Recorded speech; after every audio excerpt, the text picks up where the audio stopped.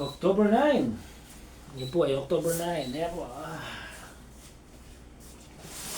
So maraming activities ngayon ni Kuya Jaime. Ayan, kasama ko si Birthday ni Pe. Ate. Sino birthday yan? Ni Romeo, asawa ni Romeo. Ayan. Happy birthday po Ate Pe. Sa kabila. Baka naman. Happy birthday daw. Shout out. Ayan. Birthday pala. Asawa ni Kuya Romeo Salak. Ayan. Romeo Salak. Ay, Asawa, asawa si ni Romeo? Ate Pe Salak. Ayan. Yan sa may kabila lang, no? Opo. Happy birthday po sa inyo. Baka naman. Ayan. So guys, update ko na kayo sa aming program ngayon. So meron na si Kuya aming biking. Babike na rin for 5 minutes. Upo tayo, walking. So marami na itong ginagawa.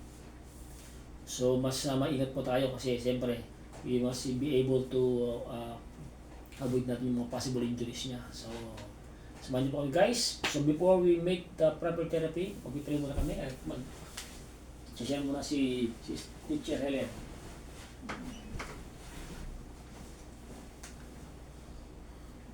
Baka yung batiin kayo. Alas siya sa tao.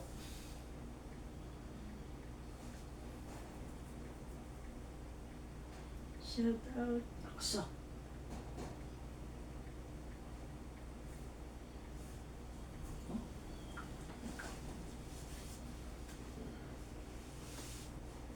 Ay, Pe. Tahimik kabila. Mamaya ka lang po. Ayun. Sharing.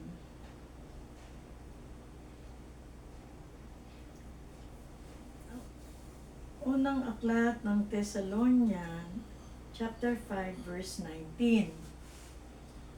Huwag ninyong patayin ang apoy ng Espiritu.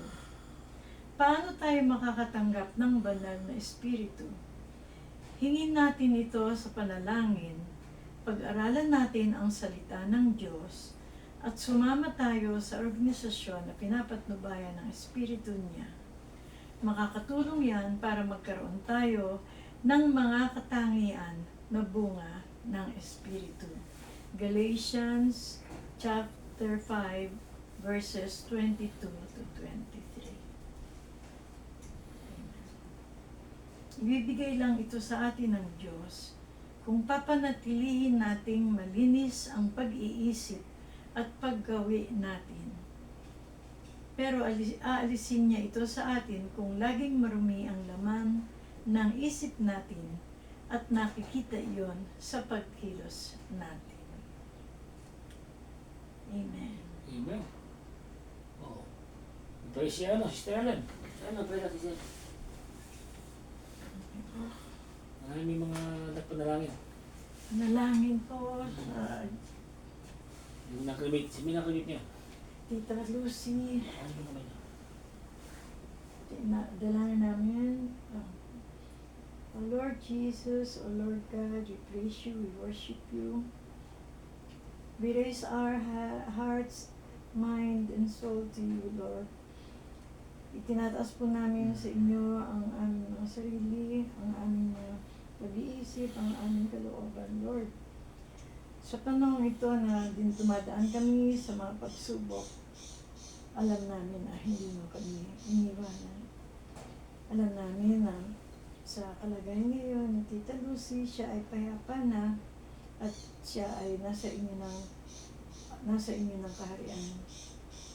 Dinadalangin din po namin si Herman, Lord, na sana po kung ano man ang kanyang karamdaman sa ngayon ay malunasan agad upang hindi na lumala at gumaling siya agad. Maraming salamat din po, Panginoon, sa panibagong program para kay Jaime, sa pagaling niya ng tuloy-tuloy, paglakas niya mula po kaninong umaga ay maayos ang kanyang kalagayan. Maraming salamat. Ganon din po nagpapasalamat kami, Panginoon, sa mga tumutulong sa aking mga kapatid sa pulo, sa kanilang pagtulong sa burol ni Tita Lucy. Alam namin na ang mga kamag-anak namin sa side ni Nanay ay dumadalaw at tumutulong sa kanila. Bagamat hindi po kami makakarating, Lord, padaman niyo po sa kanila ang aming pagmamahal, ang aming pag-aalala, ang aming mga panalangin.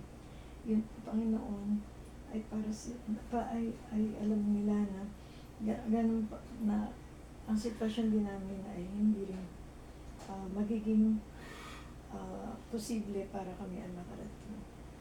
Lord, lahat po ng pasyente ni Mang Kepeng, dinadalangin din po namin na gumaling at pagalingin niyo po lahat ng mga kamag-anak namin na may karamdaman sa ngayon. In Jesus' name, Amen. Amen.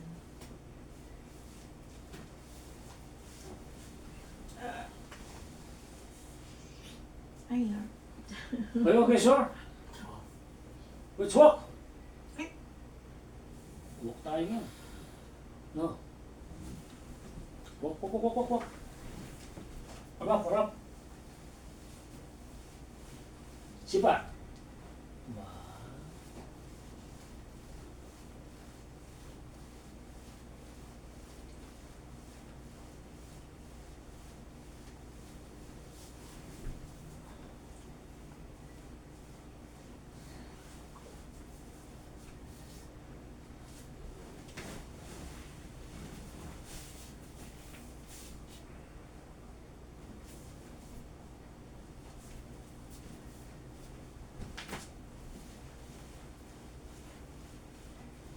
Masakit ko.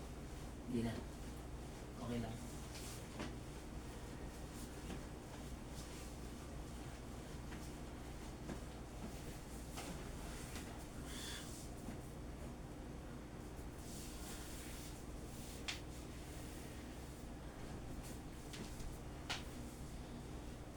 Good, no?